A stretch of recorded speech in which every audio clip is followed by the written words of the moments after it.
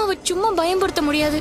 அவர் உயிருக்கே ஆபத்துங்கிற அளவுக்கு அவருக்கு ஷாக் ட்ரீட்மெண்ட் கொடுக்கணும். அப்பதான் நினைவு திரும்பறதுக்கு ஓரளவுக்காத சான்ஸ் இருக்கு. அதான் தலைக்காணியை வச்சு அழுத்துற மாதிரி நடிச்சேன்.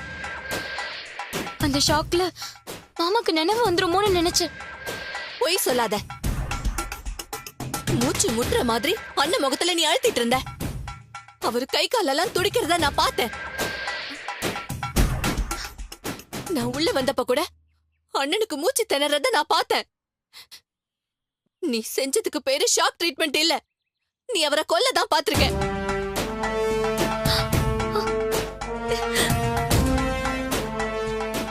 இப்போ ரஞ்சிதா தான் இந்த மாதிரி பழியில எங்களை போடுவா. இப்ப அவ இல்லங்கிறதுனால நீங்க இந்த வேலையை ஆரம்பிச்சிட்டீங்களா? நீ இந்த வீட்டுக்கு அடைக்கலமா வந்ததுக்காக நான் என்ன பாவம் செஞ்சேன்?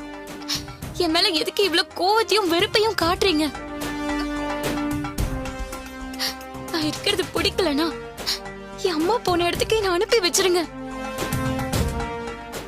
ஏய், நடிக்காதடி. உன் நீலி கண்ணீர் நடிப்பெல்லாம் நம்புறதுக்கு நான் ஒண்ணு முட்டாள் இல்ல.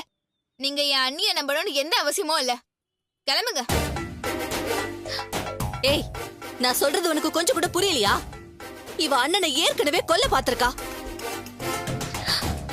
இல்ல, அவரு சொல்லிட போறாருங்கிற பயத்துலதான் திரும்பவும் அவரை கொல்ல துடிக்கிறா. இவ இங்க இருக்கிற ஒவ்வொரு நிமிஷமும் அண்ணனுக்கு தான் சித்ரா ஆபத்து. போதும், நிறுத்துறீங்களா? உங்க கற்பனைய உங்களோட வச்சுக்கோங்க. என் மண்டையில திணிக்க பாக்காதீங்க. அப்பாக்கு ஷாக் ட்ரீட்மெண்ட் கொடுக்கணும்னு அண்ணி முதல்லயே சொல்லிருக்காங்க. அததான் இப்போ செஞ்சிட்டு இருக்காங்க. ஏய், அதெல்லாம் செய்யணும்னா வீட்ல ஆள் இருக்கும் போது செய்ய வேண்டியதானே? யாரும் இல்லாதப்ப எதுக்காக தலையணிய முகத்துல வச்சு அழுத்தணும்? இப்படி வா. ஏய், என்ன நிக்கிற? எங்க விடுங்க அவங்கள. அன்னைக்கு எதிரா என்ன தூண்டி விடலான்னு பாக்குறீங்க. அது நடக்காது.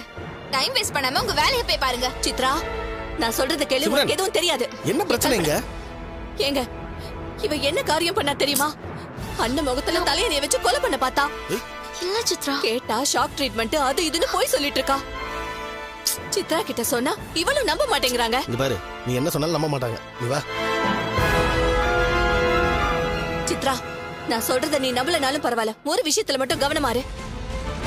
தயவு செஞ்சு அண்ணனை இவகிட்ட தனியா விட்டுட்டு போயிடாதீங்க. யாராவது ஒருத்தர் கூடவே இருங்க. அவ்வளவுதான் நான் சொல்லுவேன். சிம்ரன், நீ வா போலாம். ஏய், போடி வெளியே. வா போலாங்கறல்ல, வா. அண்ணி, அவங்க கடுக்குறாங்க. நீங்க வாங்க, உட்காருங்க. நான் தண்ணி எடுத்துட்டு வரேன்.